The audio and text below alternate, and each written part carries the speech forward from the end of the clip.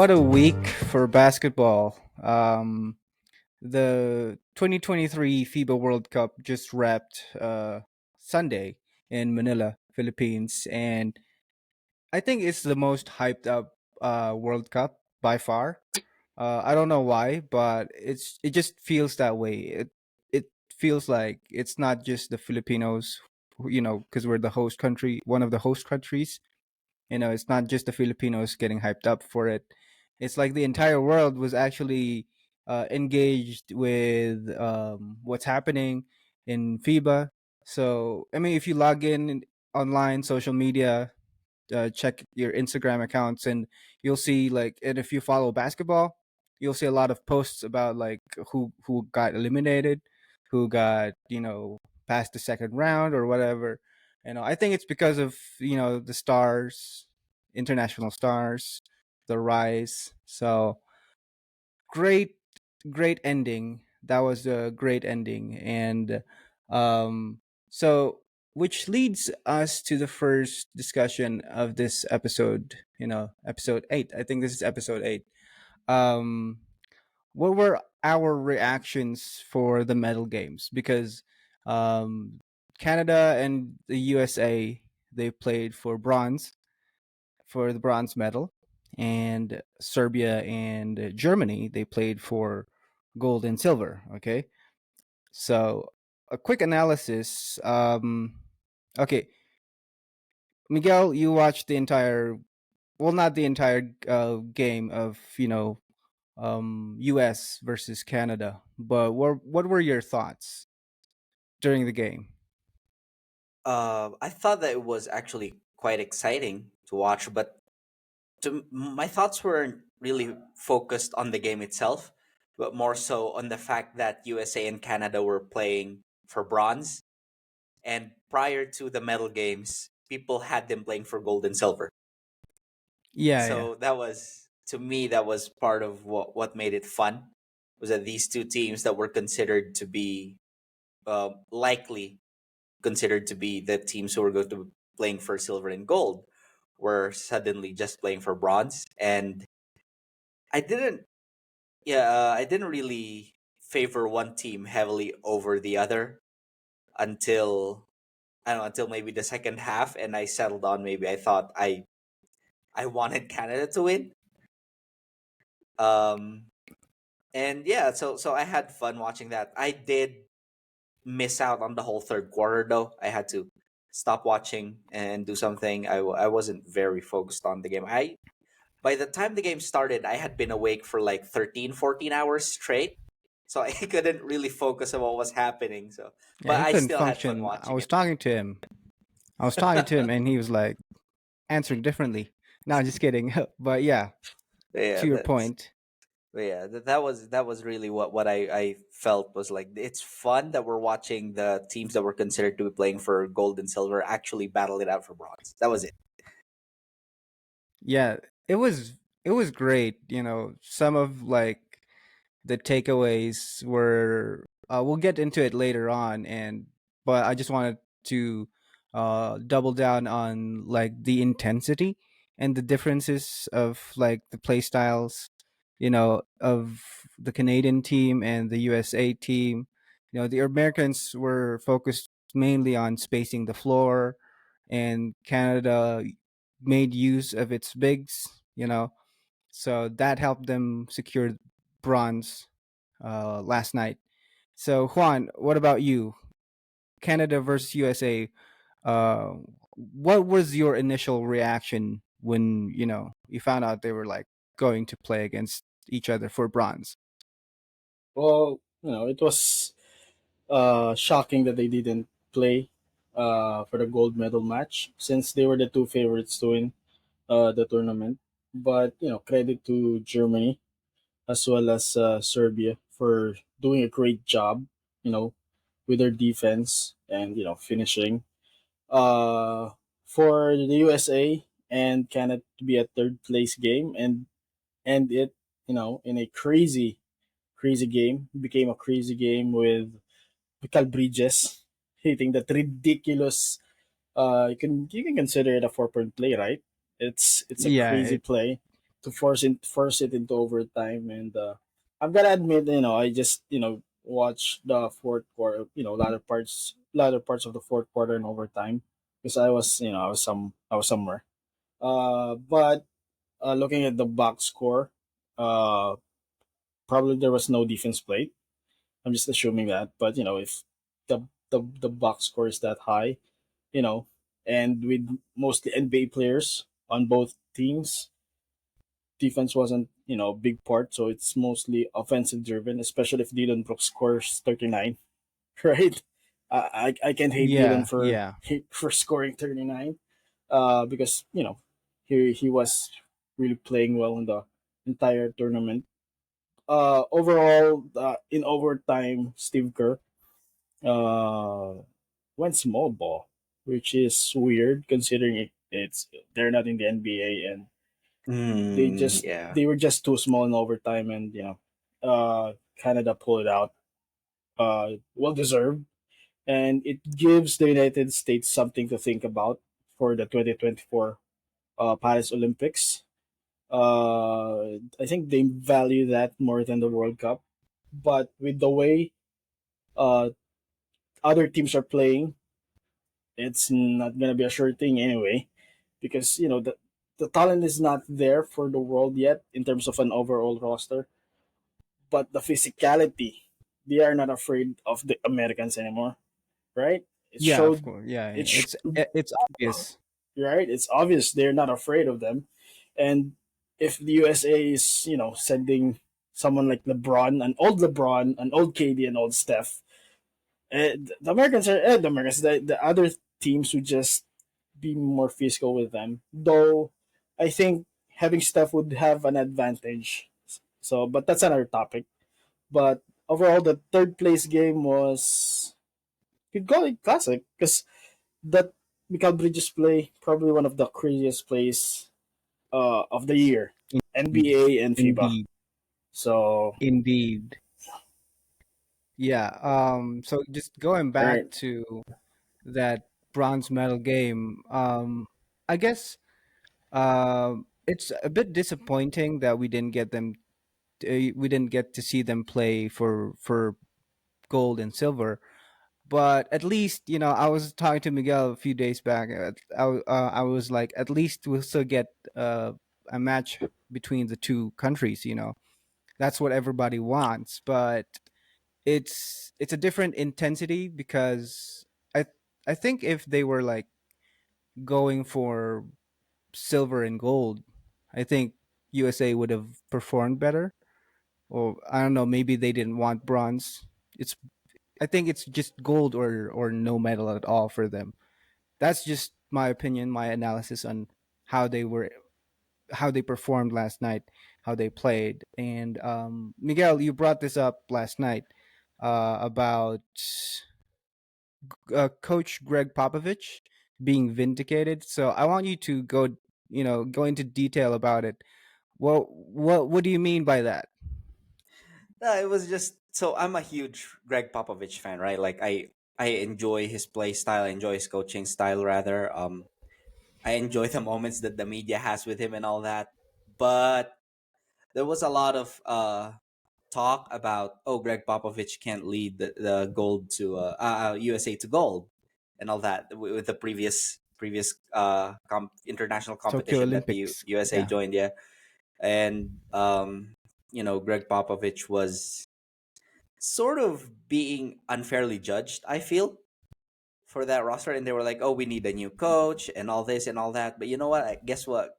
Pop had a medal and this team did not. So, you know, it's clear that Popovich is not necessarily the problem in this situation. So, everyone who talked smack and talked badly about Greg Popovich the last international competition where USA failed to capture gold, can look at this and say, you know what, it wasn't Popovich who was the problem. Maybe the fact that the world is actually getting better in terms of talent in basketball contributed to it. But the fact that the USA didn't actually send the best of the best players that they have compared to all these other countries sending just their best players.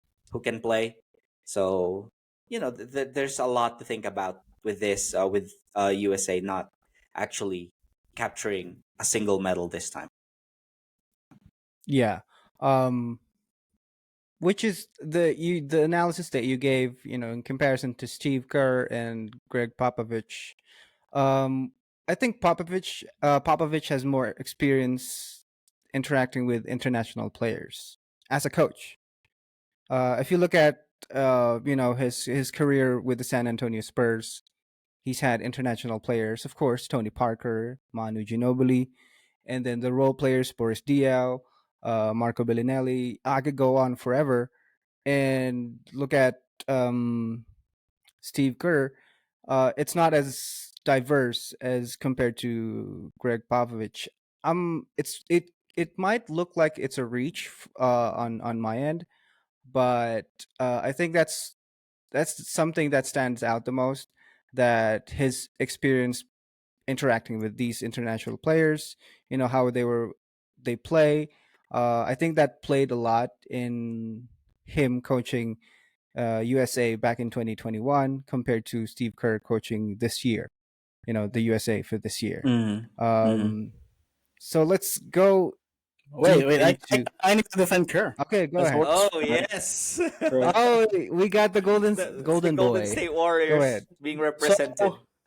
it was baffling for Kerr to go small, Yeah. but that's what he does with the Warriors, and it just simply didn't work because sizes are different. Physicality was different, and he has no staff. That was the main point. But Of course. Yeah, he uh, has no staff. Yeah. I can't fault him for trying that because that's what he knows. That's what Mm. he does with Golden State, and he just didn't have the personnel to make it work. And the Yeah, guys or the players on the team USA just doesn't you know doesn't have the they're not used to Kerr's offense since I'm not gonna say most of them, but well, I'll say most of them. Most of them are more ISO players, yeah, and yeah, yeah. Yeah. Branson, Banquero. I mean, Holly's not an ISO guy, but he was doing some ISO stuff. Uh, Most of them are ISO guys, and that wouldn't work Absolutely, in absolutely. Steve Kerr's system. So I would just if Steve is gonna be coaching in 2024, so he better have staff in that Yeah. in that setup next year because Steph is gonna give problems since you he creates a lot of spacing, and that's Yeah, what you need in terms of the FIBA game. Since the FIBA game is tight and you have the greatest shooter ever in Steph, it gives the USA a lot more space in terms of how small the core is for FIBA games, and that's gonna give other players the freedom to go ISO or drive to the basket. So he better have Steph, and they better assemble the best roster they can, not Team B, yeah, Mm-hmm. because if Serbia had Jokic and they look that great, right? They yeah, they can actually do some damage, and yeah, uh, I mean the world is catching up, man. It's great to see, especially under FIBA rules. Under NBA mm-hmm. rules, no one's gonna beat the NBA players for that, right? Yeah, But under FIBA rules, they look human, and that's what you love Yeah. about FIBA rules basketball. The physicality was great. So yeah, just I'm not blaming Kerr. Probably the roster construction. So they better absolutely, man. they Yeah, I better agree. do something about it in the next year. So there, Yeah, that's my take on that. if I may, one last thing For about sure. this, Go because ahead. one thing I did mention, I think I mentioned it to you last night, Rain, was that why this system for Kerr doesn't work was because he doesn't have a player that works hard off the ball. Yeah. Oh yeah. Steph Curry Yeah. is one of the hardest workers off the ball that we have ever seen. Yeah. Everyone notices the shooting, but here's the thing: ball movement and all that. It only works when you have a player that works as hard as Steph Curry. He works hard to get open and even without the ball in his hands, he draws the attention of the defenders. The problem that Team USA had was that they were most efficient. I mean, their main offensive weapons, let's say Anthony Edwards and Mikael Bridges and Austin Reeves, those three guys, they were at their most efficient when they had the ball in their hands. Yeah, It wasn't them being able to move around. No one was facilitating the way that Steve Kerr's system usually, they have a facilitator where the ball moves around and there are screens being set here, and you have to pay attention to someone off the ball, like extra attention, because if they yeah, catch it while they're open, it's over. So it really is. I also wouldn't say that this is Kerr's fault, no, because it's Mm-hmm. very Yeah. easy to blame the coach in this situation, but I think he just didn't have the right type of players too. no. I'll Yeah, add that's that true. I'll add that Steve Kerr system has also Clay. He also has Clay, so you have Mm. two off ball guys who moves really best as catch and shoot guys, right? And Draymond and Loon are Bogut, the guys, the center guys. They are so physical down low, and they're gonna give it a hard screen against opponents. So that's what made Steve Kerr successful. So I have to defend Kerr Yeah. now.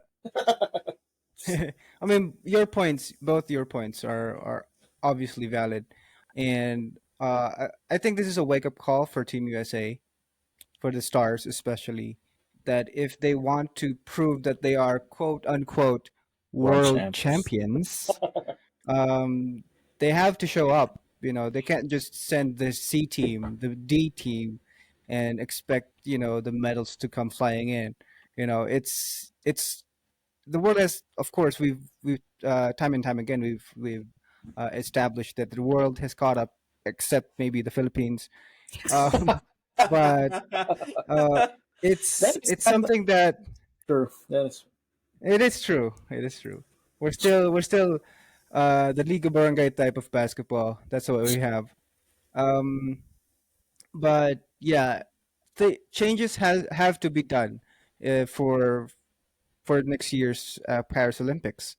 It's uh, going to be great because I think Steph is hinting at like yeah, joining the roster, because he's jokingly saying that he wants a medal to complete his kind of like yeah. his hardware, It's the only thing and that missing. would be interesting. Yeah, that's the It's the only only thing thing missing missing. actually, because Yeah, he won in FIBA World yeah. Cup 2014, Got four and he rings, won an Finals MVP. Fast. Yeah, MVP, right. Yeah, season MVP, only thing even the missing. first Western Conference MVP was awarded to Oh him. yeah, So yeah, it's going to be interesting to see how the new redeem team will be, because of course they have to redeem themselves, even if this is, I mean, this is just the World Cup. This isn't their priority. I get that, but they have to redeem themselves. yeah. You know. I think I think the So problem will be yeah, for them is the age for their top stars plus the yeah, mileage. They have a lot of mileage, and especially if yeah. they reach the playoffs next year, LeBron, Steph, KD reaching the Western Conference semis, right? That's a lot of additional games That's on top of the yeah, 82 games. Yeah, yeah, understandable, understandable. So going to the silver and gold medal games, which is the I think this is one of the that was one of the most exciting games. Although Germany did lead a huge amount in like a certain point, but let's talk about them, because I just want to give credit to Serbia. They've been great all tournament long. They got an injured star. They got an injured player who got elbowed and lost a kidney. Am I right? And yeah. in He lost a kidney after an errant elbow. Yeah, yeah, yeah. And during the first 2 minutes, after the first 2 minutes of last night's game, one of their players Oh yeah, suffered a learned their leg name. injury, but he was Uh, able to come I back. the ankle. He sprained his Yeah, ankle. the ankle. Yeah, And all of this, they were able to overcome, to be able to play for gold, even without Jokic, the reigning Finals MVP. So I want to give a it was a great run for Serbia. So Miguel, I think you have some thoughts about these teams, Germany and Serbia. Not only do I have thoughts about them, I was actually made to write about them at work last night, right after the game.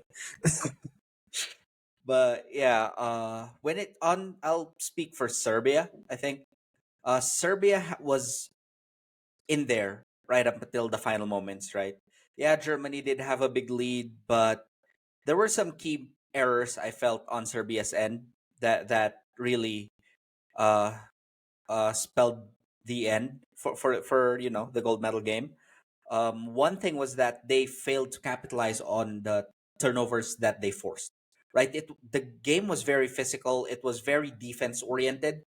If compared to the USA Canada game, defense was the main focus of Serbia versus Germany, and both teams were forcing turnovers left and right. The problem was Serbia. They forced, like, I think they had 9 steals, 9 or 10 steals throughout the game. Let me check, or not. I'll just go off what I remember off the top of my head. But out of these 9 steals, they only scored like 12 points off of turnovers, which is a low number compared to like getting 9 steals. Germany, on the other hand, I think they were able to force. Uh, they had maybe, I don't remember. Maybe they had less, but they were able to score 19 points off of turnovers. So it was a close game, and for every single turnover that Serbia did not convert on, I felt like that could have, if they had scored on more off of more turnovers, that would have turned the tide. The score would have looked a lot more different for them in the end. Another thing was that since we're talking about defense, they forced a lot of misses. Germany, I mean, they shot 49% of their total field goal attempts last night, which is, that was a solid number, right? But off of that 49%, Serbia only grabbed like 17 defensive rebounds. So, Mhm. Yeah, they struggled really to finish their defensive possessions because, until you're able to secure a defensive rebound, a defensive stop is not complete. So, yeah, if they had been able to secure the ball a lot more instead of allowing Germany to score second chance points, things would have been different once again. And then, of course, the classic field goal percentage. Serbia shot 41 or 42% from the field compared to Germany's 49. So Serbia was forcing a lot of terrible shots, bad shots, because of the defense that was being played. And I think they just didn't have any more adjustments left in them. I think they tried everything they could, but Germany kept finding a counter to all the adjustments made by Serbia. So they were being forced to make all these tough shots or these tough attempts. Bogdanovic, he had a pretty solid game. He shot 6 for 10, but elsewhere, several people shot under 40%. I think individually. So that was just things that Serbia could not overcome. Not being able to convert off their turnovers, not finishing their defensive possessions with a rebound, and forcing tough shots. yeah. That's true. When I was watching, I wasn't able to watch the entire game, but if I saw a few moments, few snippets, I did see how well Germany was able to defend, slow down this Serbian team. Um, because this Serbian team, they love to space the floor, and looking at Germany, even though the bigs like Voigtman and Daniel Tice, they were able to stay with the guys in the perimeter and you neutralize them from deep, and which was very intense. If you're a perimeter shooter and someone's in front of you, even though you're far away from the basket, that's I think that kind of like um humbles you down, because this guy respects you as a shooter, but it's and he's not giving you space, so it's difficult. They knew what to do. Germany knew what to do. So uh Juan, You were able to watch the entire game. What were your takeaways on this?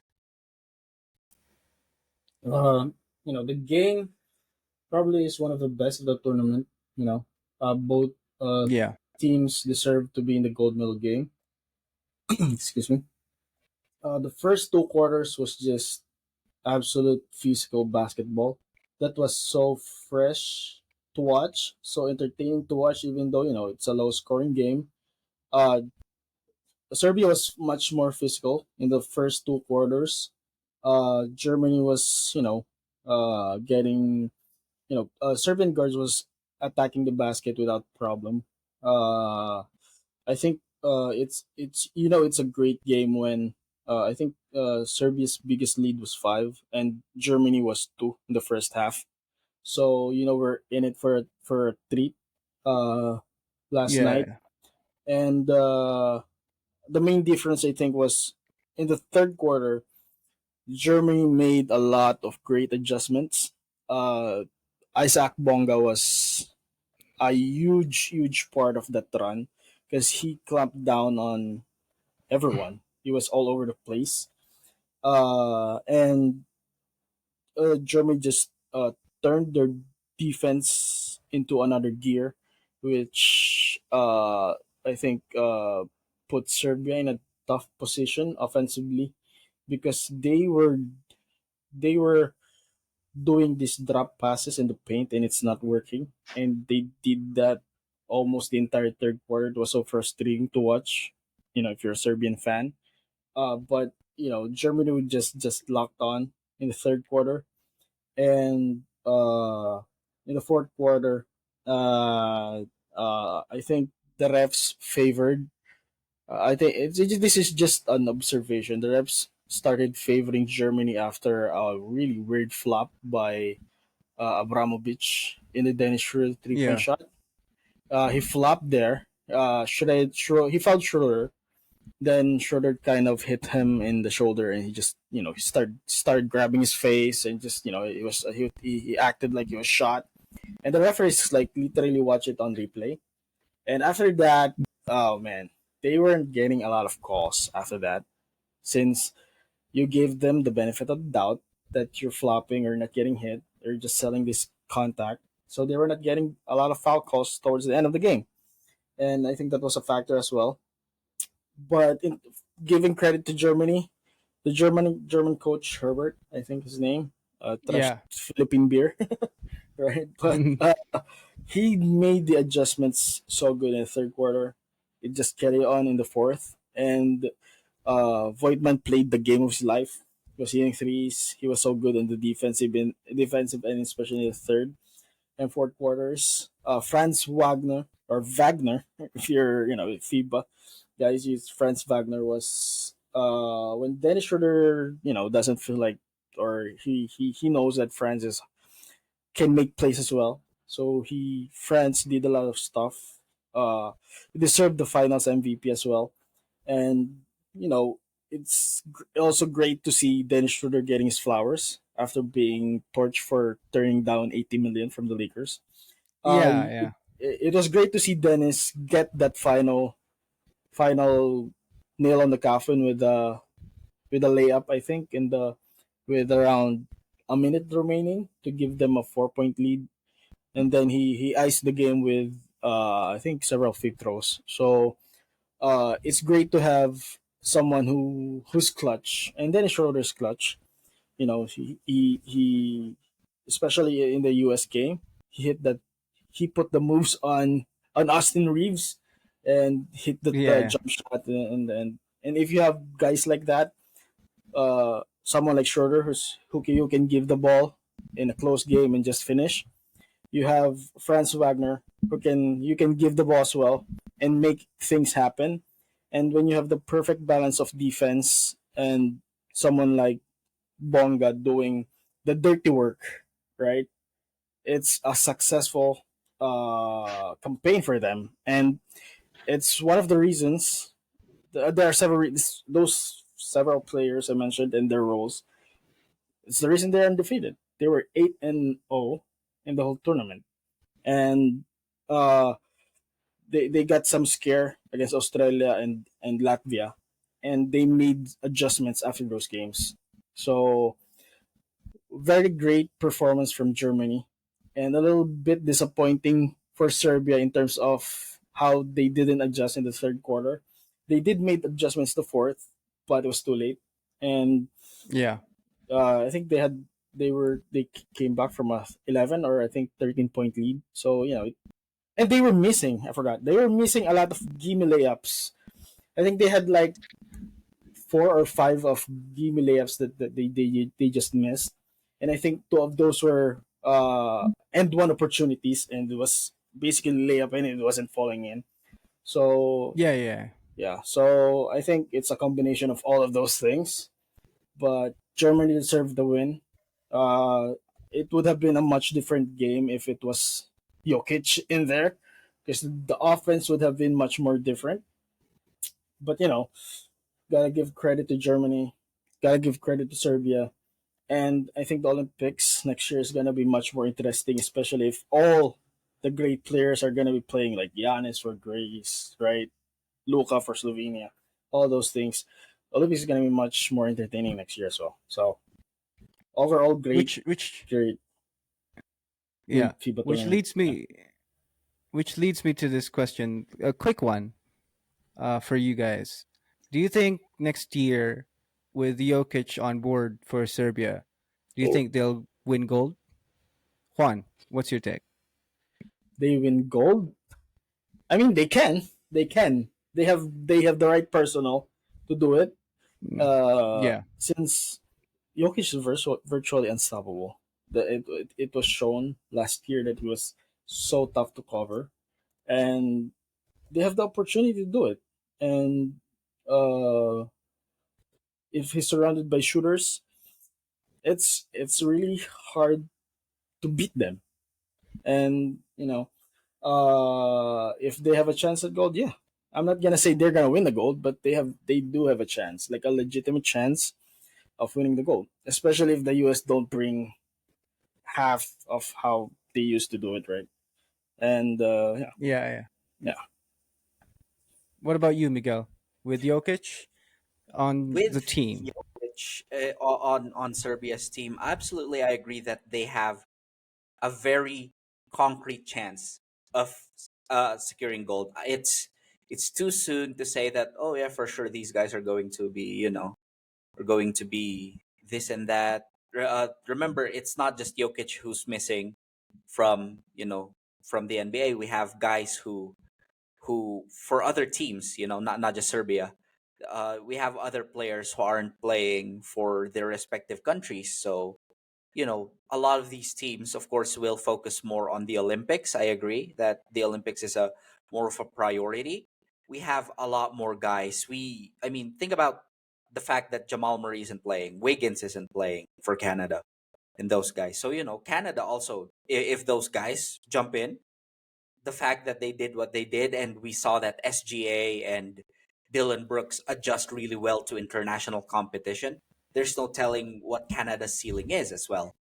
So it's definitely a concrete chance seeing what they did because to that point to Serbia, I don't think anyone had picked them to come into the gold medal games, or if there were, very few people would have said at the beginning of the tournament. Who said I'm picking Serbia to win silver, but they proved that they're a team that needs to be watched out for without Jokic. So I think that it'll be interesting to see how much further they can go if Jokic is on the team.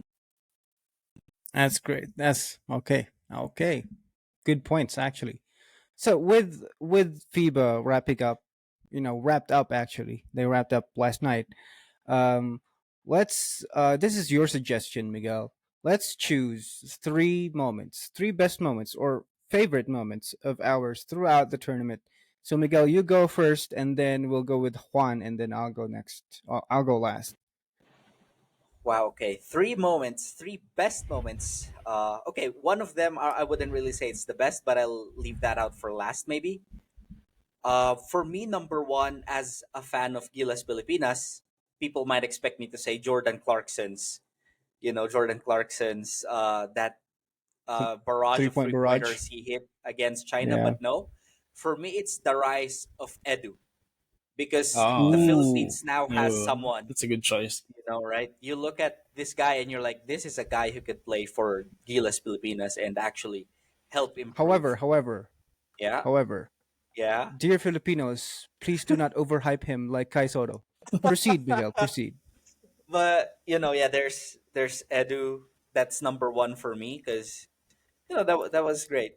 Number two for me is it just happened the fact that USA did not win any medals, because it's sort of sad. It's Yeah. sort of Yes. satisfying in that way, because here's the thing: when I knew that Rubio wasn't playing for Spain, I was like, okay, this sort of gives USA the best chance to win, because Spain, I think, without Ricky Rubio, is not really a gold medal kind of team, and they're Yeah. missing a lot of key players. They're the golden age of Spanish basketball No, it's that we over. remember. It's over. It's So over.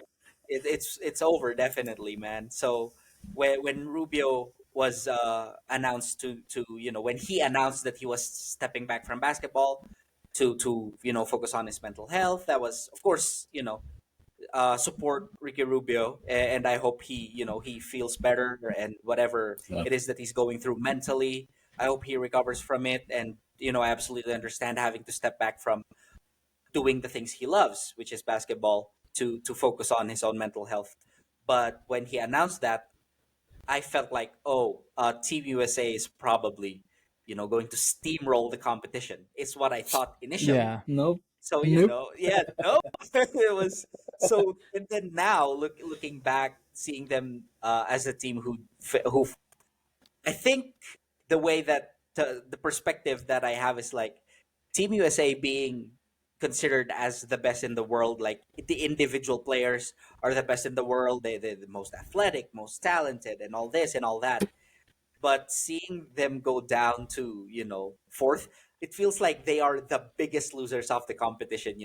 They might have made it to the Mm. bronze medal game, but for them to not win any medals, I feel like that makes them the biggest losers, because the world expects them to make it. Even people who aren't from the United States believe that United States has a leg up on the competition, but they failed to Yeah. capitalize on that. They failed to assemble their best roster. They failed to defeat Canada for bronze. So it's sort of satisfying in that way to see the top team, as it's just a thing that you sort of root for underdogs and all that. It's sort of fun to do that. So yeah, number three, I wouldn't say this is one of the best moments in FIBA, but it was one of the most interesting ones. And I remember seeing it, but a friend of mine pointed it out to me. Was this awkward moment between Dennis Schroeder and Germany's coach, Oh yeah, they Oh were yeah. where cursing. Yeah. they were yelling at each other at the bench, because the Yeah. coach was, to me, this is one of the most interesting things, because it opened up a conversation. I was reading the comments. I didn't interact with the replies to the tweets or the replies on Instagram to it, but I was reading it, and the comments were so divided. People were saying, oh, the coach doesn't have the right to touch him. That's And just then, you come know on. That's right, it's dumb. like it is. That's And at the same time, people are saying Schroeder should have been paying attention to the head coach as he was talking about the things that they need to do moving forward. that's basketball, Because man. yeah, so it was one of the most memorable moments to me, because in my head I was thinking, it's nice to see this conversation about you know where does where at what point does a player, even though he's the best player on your team, even though he's the eventual MVP, the clear leader of your team, at what point does it need to shut up, sit down, and listen to what coach is saying, you know because Yeah. it was very awkward. But at the same time, there were people defending Schroeder. They were like, oh, all these coaches thinking just because they're the coach. And comments about how, oh yeah, if my coach did that to me, I would have walked out.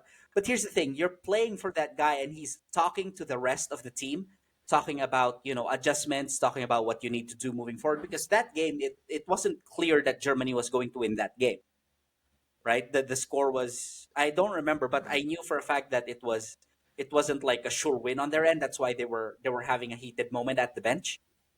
No, But the from comments, what I remember, it was It's during the Slovenia. first quarter yeah, Yeah, against Slovenia, yeah. and They yeah, were then they were trailing getting 5 or 6 points. they were yeah, getting hammered in the first quarter against Yeah, Slovenia. because yeah, before that timeout, Schroeder and Daniel Tice they had a play. yeah. Yeah, He they Schroeder Yeah, did a Thice lob missed. Yeah, Thice and he yeah, missed. missed the miscommunication dunk. between So them. That was that's why. Yeah. Yeah, Yeah, So yeah, it was a very interesting moment because now you're thinking all these people commenting, "Oh, if my coach did this, if I wanted to say something, I would say it regardless of if the coach is telling it." It's bringing out who like you're seeing based on these comments who the uncoachable people are. So it's like this is for sure. one of the most interesting moments. Doesn't matter if you're the best player. This is why I appreciate guys like Tim Duncan so much, guys like Tony Parker, Manu Ginobili. You know, Greg Popovich could come in and probably say some things that would be humiliating because Tony Parker talked about how Popovich made him cry. There are all these talks about how Tim Duncan becomes like sort of the scapegoat when the team is failing to deliver to Popovich standards, and Popovich would lay in on Tim Duncan and he'd take it. So this is why I appreciate these are your superstars, but they know that they need to set an example for the players. And if they're superstars, are able to take it and are able to pay attention and listen and adjust to what the coach says.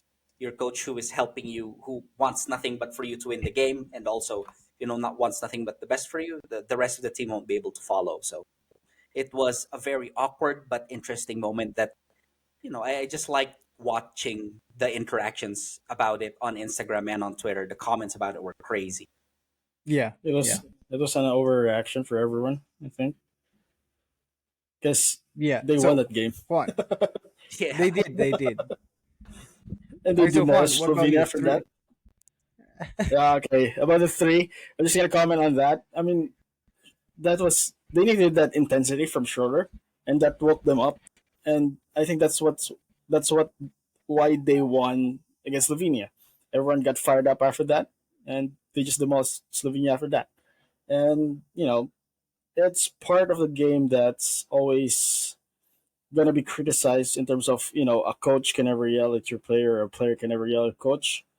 Jimmy Butler and Eric Spoelstra almost come to blows, and they made the Yeah, finals, yeah, right? Yeah, So yeah, right, so it's yeah, it's part of the game, yeah. It's and part of the game. as fans, we just we'll have our different opinions about it, but it's part of the game.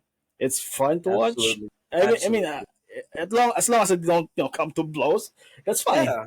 right? Then as for my top three moments, so no Gilas here. Sorry about that.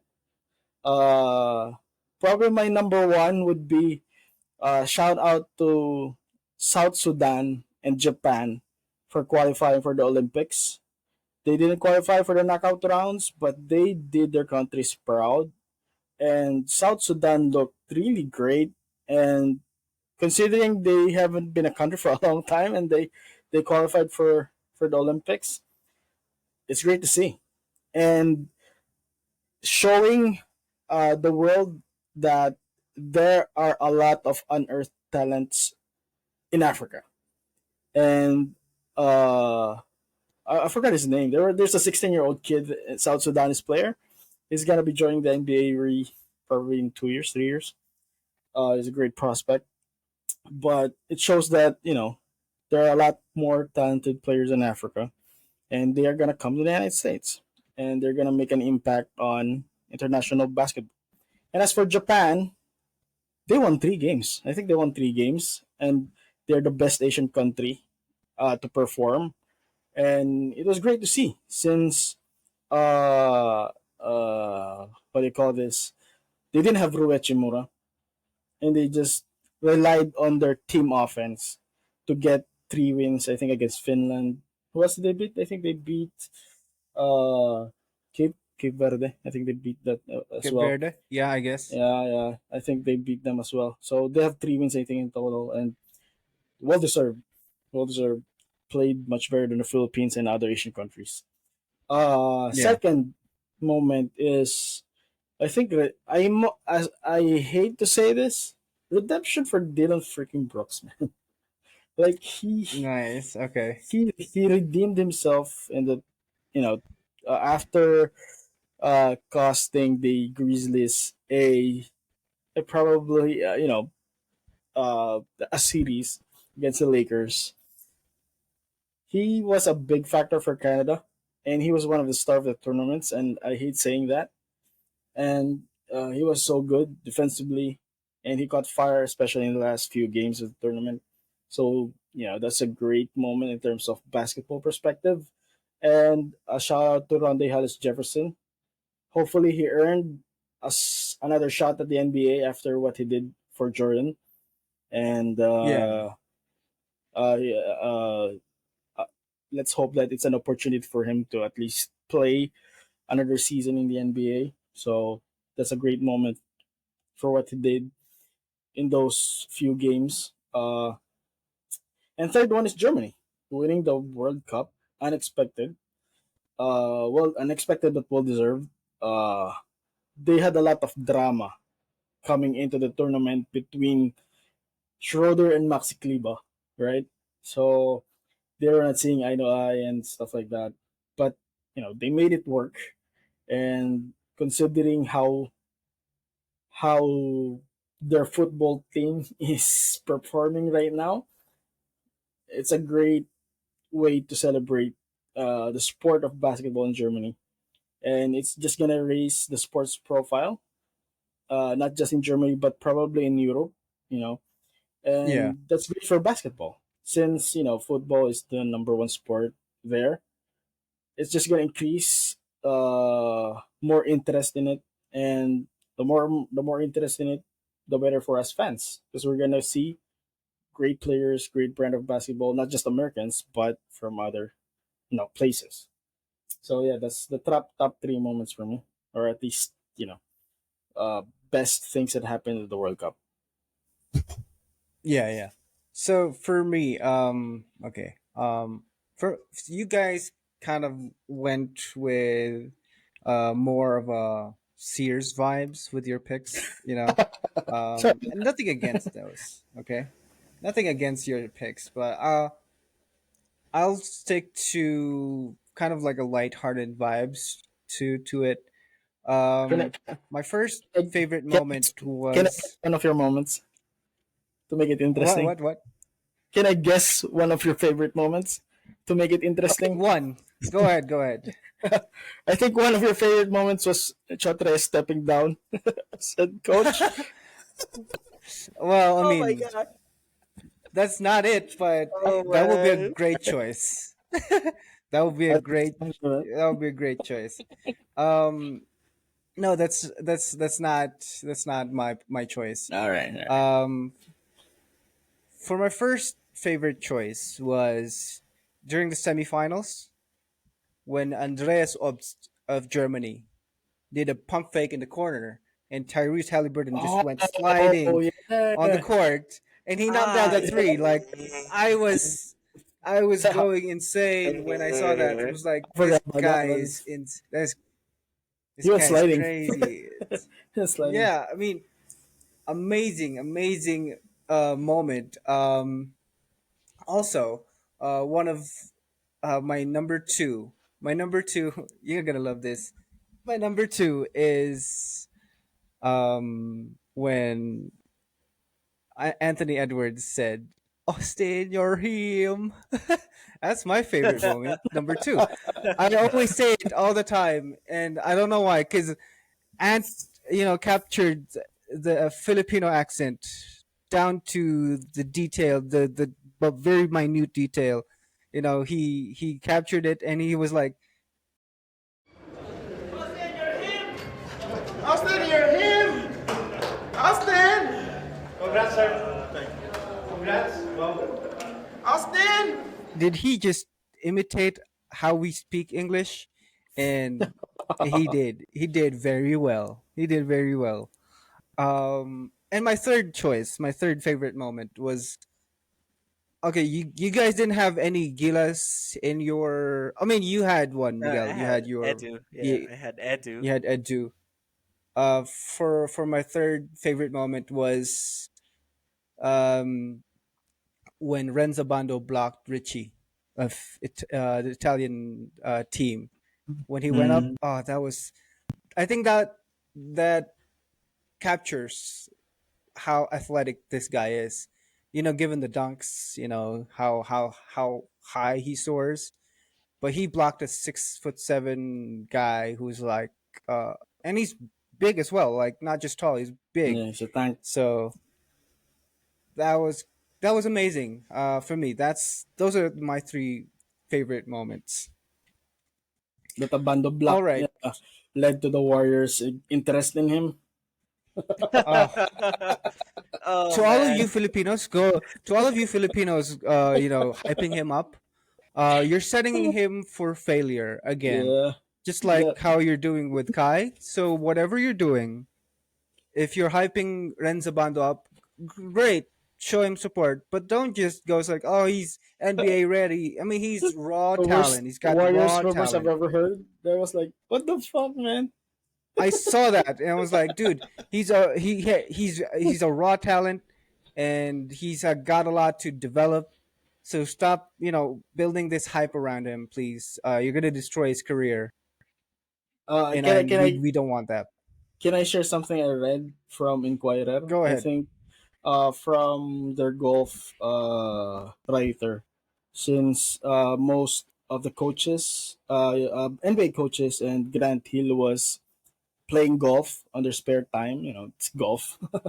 Yeah, yeah, yeah. I think the writer asked if out of all the Filipinos or out of the guys in the roster of the Philippines, who is an NBA caliber player, and they just say it's Jordan Clarkson and no one else. Yeah.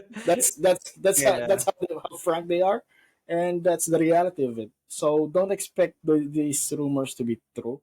I mean, Yeah. great, Yeah, right? If it's true, but come on, man, it takes a lot to be an NBA player. it People, does. It I think, does. just think that it's easy. No, you have to be like one of the 450 best players in the world, right? To be Yeah, in the on the NBA roster, and that is so hard to do. And and even if you're like number yeah, 450, maybe you might not get a chance to shine because you're at the end of the bench and whatever. So it's gonna and be and then, tough. and another thing, the number 450 guy and the best player not in the NBA or hasn't made in the NBA. There's a gap there too, right? So Yeah, it's it's a so big hard gap. to A make big it. gap. Yeah. So man, don't get hope. Stop Don't get your overhyping. hopes up. Yeah, it's right ridiculous, man. Episode 8 for the Jersey Shorts podcast season 2. That's a wrap. FIBA 2023 FIBA World Cup. That is a wrap as well. It's been fun. See y'all on the next one. Peace.